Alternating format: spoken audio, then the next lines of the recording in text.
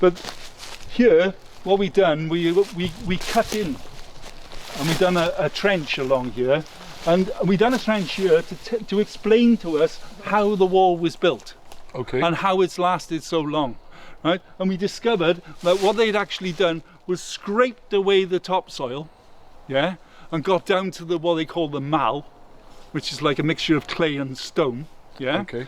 And then they laid slabs of clean clay, right? And the foundation of the wall is slabs of clay which are about 10 inches to a foot thick. Wow. And that's the foundations of the wall. Now,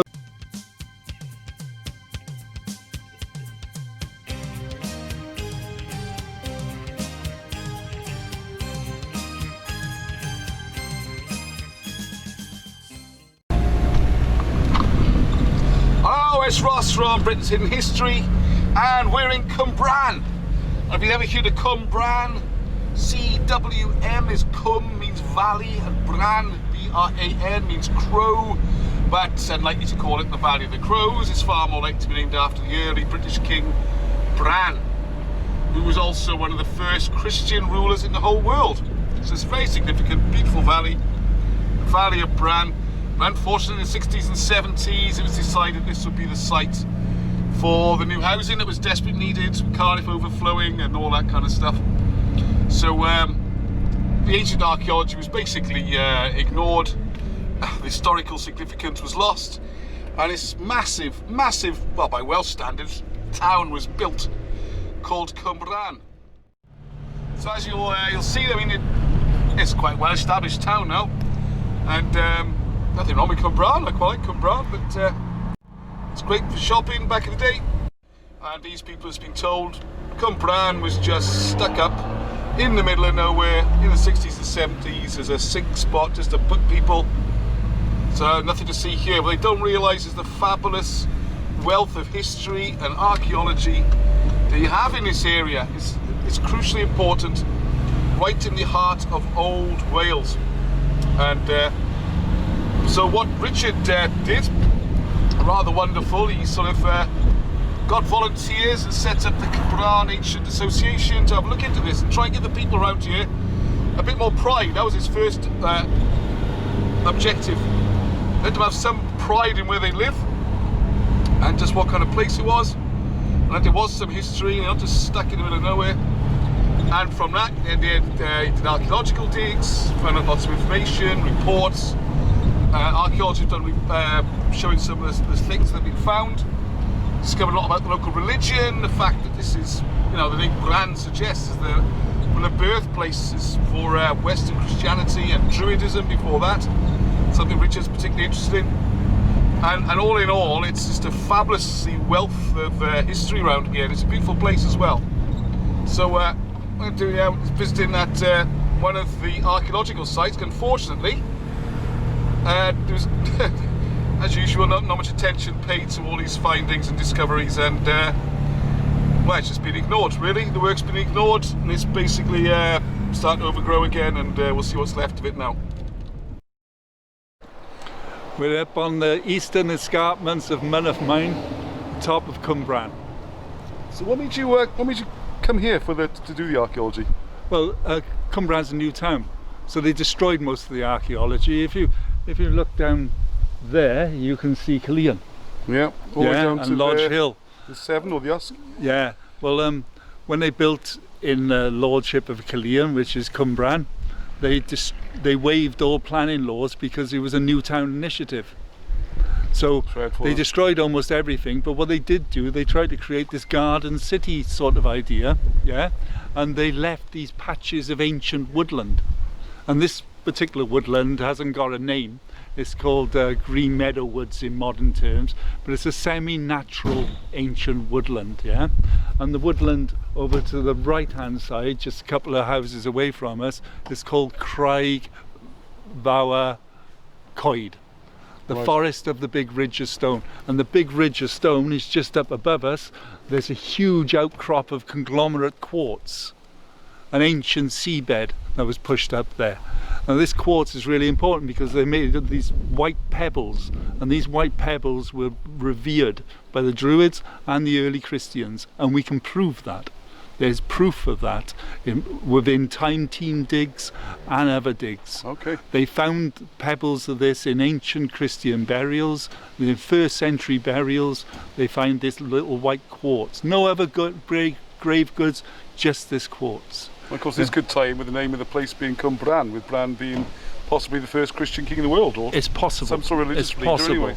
But this is obviously an important site, a very important site, and it goes back to what they call the Bronze Age, because there's Bronze Age burials here, but it's also associated with the third biggest Christian shrine in Wales, which is Llandyrfel, which is just above us. Cool. So there seems to be a continuity of religion going on here from the Bronze Age right up to the Cistercian monks that took over the site. You said that was like 12th, 13th century by the time that happened, wasn't it? Cistercians move into Cwmbran 1179. That's it. There's up to at least 1,000 years of religious history here, and possibly 2,000-3,000. Who knows? If you go on current thinking or orthodox history, The Bronze Age. Orthodox history, the Bronze Age is like 3,000 years ago, isn't it? 2000 BC or 3000 BC. Well, when we dug this site, we found 2 Bronze Age mounds with marker stones around them, and they dated them at about 1,500 years BC. So they're late Bronze Age. Yeah. We were. All right, so that's everywhere you go down the hill, you can see that place. because Lodge Hill is so prominent. So it's Yes. a little double point. Is that Yeah, one? yeah, like a double peak? point. What I call the dragon's back. The dragon's back. Sounds like a dragon's tooth. And you can see how the I'll just I mean, zoom in, I give people keep a saying chance. this is the lordship of Cwmbran, Cwmbran, yeah, but you can see this whole valley opens up to this huge mountain here, which is Mynach Mine, the mountain of stone, Yeah, and this is like 6 and that's Lodge kilometres Hill across, seen from the north, I suppose. Cwmbran on the southern tip, yeah, and then it comes across here, and then it does a dog leg and turns left, and it goes for 15 miles up to Crumlin. Right, a short walk through the path. And this is, oh wow, look at these stones. I can see what you mean now. Yeah. This is Those white part of a pebbles wall. leap out at you, don't they? It's part of a wall, right? We've mapped this. It runs for 360 meters through this woods. Wow. Yeah, and we found evidence of this wall going for a mile down the valley, Back towards Killian. down towards down to the back of Lodge Hill, down towards Llantarnam Abbey, Right. or what was Killian Abbey, right? It's 42 inches wide everywhere. It's what the archaeologists call the double flanked linear construction, right? It's faced both sides. Yeah, that side of the wall is lower than this side. This ground is higher. We dug that. There's a medieval footpath there. Wow. Yeah, come with Well, me. these are serious blocks, aren't they? Yeah, They are this serious is- blocks. This is normal, right? When we first looked at the site, we discovered there was a cut through the wall here. So we got very excited. We Yeah, thought, yeah, I bet. it's an entrance to the enclosure, yeah? So we dug this, nothing here. Nothing here. So some farmer had just cut a hole in it to put his pigs in here. When I was a small child, we used to call this the hogwood, because there was a pig farm next to it before they built the houses, and the pigs used to roam around in here, you know. But here, what we done, we cut in, and we done a trench along here, and we done a trench here to explain to us how the wall was built. Okay. And how it's lasted so long, right? And we discovered that what they'd actually done was scraped away the topsoil, yeah, and got down to what they call the mal, which is like a mixture of clay and stone, yeah. Okay. And then they laid slabs of clean clay, right? And the foundation of the wall is slabs of clay which are about 10 inches to a foot thick. Wow. And that's the foundations of the wall. Now the clay in Cwmbran is weird. So Right? would they put anything on top of the clay then? Or? No, hang on. Okay. The clay in Cwmbran is weird, and the reason it's weird, it's waterproof. completely waterproof, right? That's why there were so many brickworks in Cwmbran. They was using that clay. They started mining, they found this clay, they built brickworks, yeah? But anyway, they laid a slab of clay and then they placed stones, yeah? And in some places there's one stone that can be 3 ton, going right across the 42 inches of wall. In other places there's 2 stones either side of each other. Yeah, and they sat the stones on. Now we don't know how high the wall was because we haven't got an example of the wall of that height. We've only got the base stones left. We do know they were putting one more stone on top of another because there's places where it's constructed like that. Could it have been a path, do you think then? Well, I don't know. We know it's not defensive. Yeah, because there's no ditch. It almost sounds like a road, doesn't it? If you're taking a level, flat surface like we that. know there's a footpath up the side. We don't know much more. I suspect, and I've got evidence, that it ran for about a mile down to Llantarnam Abbey, and it's enclosing the Dowlais. Okay. The Dowlais is the main brookway, yeah? So it runs about 2 fields away from the Dowlais all the way down through Cwmbran. Did you map it out? Be interesting to have a look at it, wouldn't it? I have mapped it out and I have looked at it. Yeah. But it's very difficult to prove where the wall run now because it's older than the tithe maps. You know, it's not on the tithe maps. Yeah, yeah. You know, it's very ancient. And it doesn't respect the field boundaries of the tithe maps, so it's older than the field boundaries. You know, so. One archaeologist said it's Bronze Age, another archaeologist said it's Cistercians making a Grange boundary, yeah, because obviously the Welsh couldn't build, could they? No, impossible for us. They couldn't build it. They must have waited until the Norman, French, Cistercian monks turned up here So what you do is put that block on top of that block, and you go, oh, bloody hell, I never thought of it. One thing we did work out, right, was it took a massive amount of manpower to build it. We worked out that the average 10 farms in the area, if you go back to say the Iron Age, would have 1 team of oxen between them. Yeah, 1 team of oxen can work for 6 hours a day and they can pull half a ton of stone. Right. We got stones here that weigh 3-4 ton. So they had a mass amount of oxen to pull them. Yeah. You got the different materials. So you found other walls the same width in Cwmbran? Yeah. Over by Tumbalam. And they're all about 4 feet? 42 inches. Exactly. With 3 feet, 3 inches. So this conglomerate quartz is interesting. No, 3.5 feet, sorry, 3.5 feet. 3.5 feet, isn't it? This one's 33 on the brain. This one's mainly made out of conglomerate quartz. Yeah, which is that's the local material though, isn't it? That's up this there's an outcrop of it up there, yeah? So it was easily available, and some of it must have been scattered here because we found large blocks of it that were sitting on the natural, like, you know, they're one place there. They've been there since the Ice Age, but not in this wall. This wall is all man-made construction. What's there? Yeah? Big trench looking for the corner. Yeah? I'd mapped it, so I knew exactly where the corner come out. The corner's got to come by here, and we noticed there's a kind of bank running up here in the ground, so we thought, well, maybe it goes straight up, maybe it turns right. Well, it's got to turn right because there's a wall there. So we dug it, big trench, no corner. Big, massive, sweeping curve. Oh, there is a curve, right, okay. There's a huge curve, turning at a right angle. It's running this way.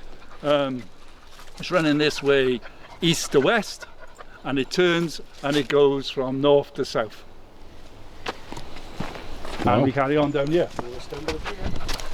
Yeah, this stuff, conglomerate quartz. Yeah, or quartz conglomerate. Well, that's naturally occurring, yeah? This isn't some sort of concrete or something. It's natural. No, it's natural. What it is, see those white pebbles? Look at this lump here. So this is quartz, yeah. This is part of the wall now, right? See these pebbles? They're metamorphosized metal in volcanoes. That happened 500 million years ago, apparently. Yeah, they were thrown into a sea. They laid down onto a seabed. They got crushed down, and they made this matrix. And this conglomerate matrix, if you break it open, it's all shell and sand. So it's definitely a seabed, and whoever built this knew it was a seabed because you couldn't mistake it. You break it open, you can see it's it's a beach. Shells and things, yeah. It's a beach with white pebbles in. You've got up there. You have Penlanguin. Right. Yeah. I would say is the head of the white enclosure, the top of the white enclosure. More holy, I suppose. Yeah. And then the wall runs down through the woods, a few hundred yards, and it keeps going down. And about, I would say, I don't know, I'm not very good with distances. I would say about 500 meters or half a mile. Is that about half a mile? Yeah. Yeah.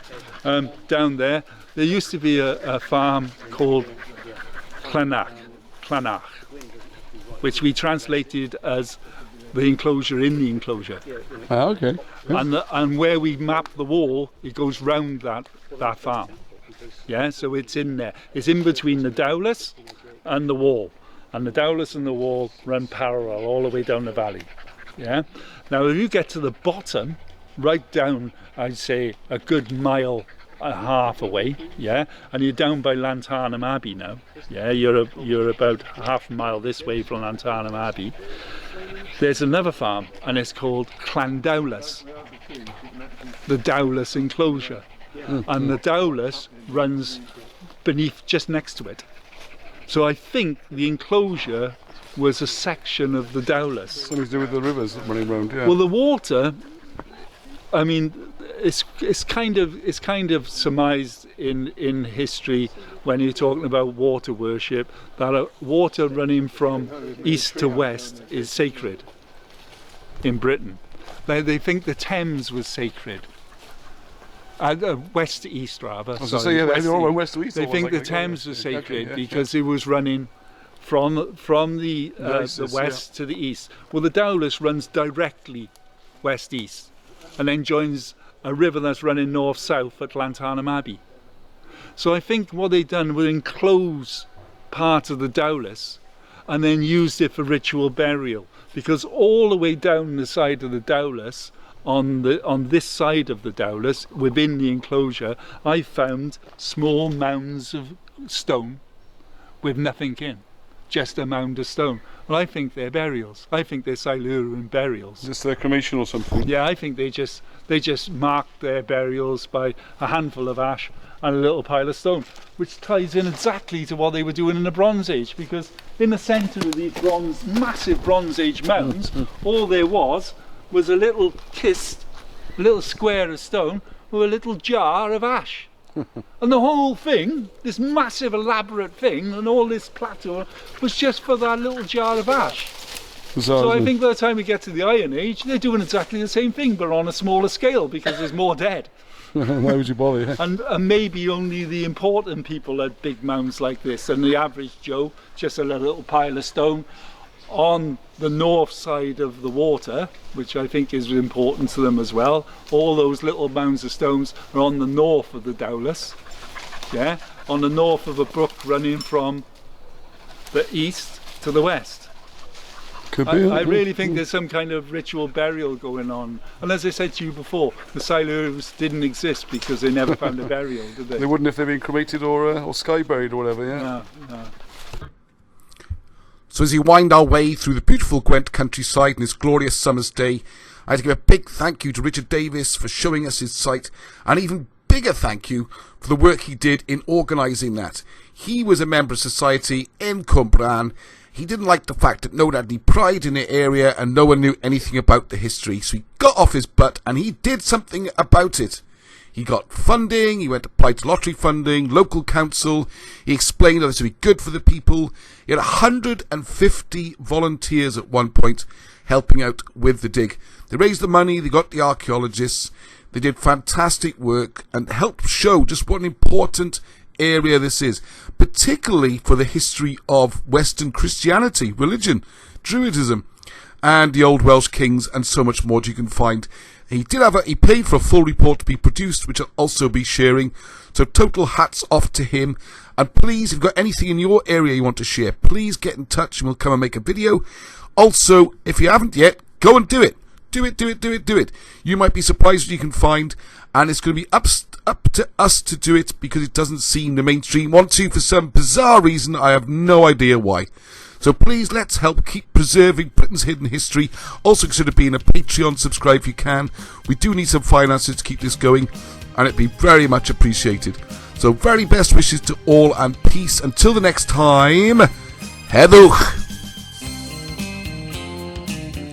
Thank you for watching the video. I hope you found it enjoyable and informative. There's so much more going on with the channel, such as live feeds and interviews. We're also working as part of Britain's Hidden History to reprint books, produce new books, and generally try and bring more awareness of British history that just isn't taught in the British schools anymore. This used to be history as it was taught, but it's fast disappearing, and so are the sites. Also got how to read hieroglyphics using the ancient language of Cymraeg or Welsh, and you really will be amazed. So check out the Facebook group, the website, get involved, and please, we do need help to keep this project going. So if you could pop by the Patreon site, become a supporter, just drop a couple of quid a month in, that'd be fantastic. Or why not go to cymraglyphics.com and buy some of the books. So until the next time, thank you, and heddwch!